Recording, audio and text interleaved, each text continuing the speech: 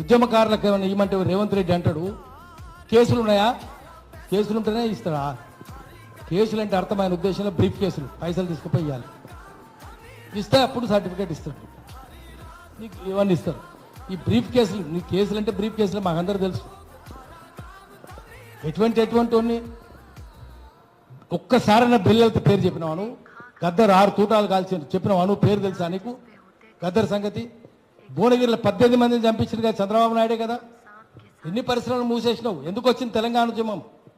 Chandrababu Naidu real estate కోసం ఎన్ని పరిశ్రమలు మూసేసిండు. Allwyn, Ideal, IDPL, Praga Tools, Republic Forge, DBR Mill, Netha Spinning, Nizam Sugar, Sirpur, Ramagunda అన్ని మూసిందే నువ్వే కాదా?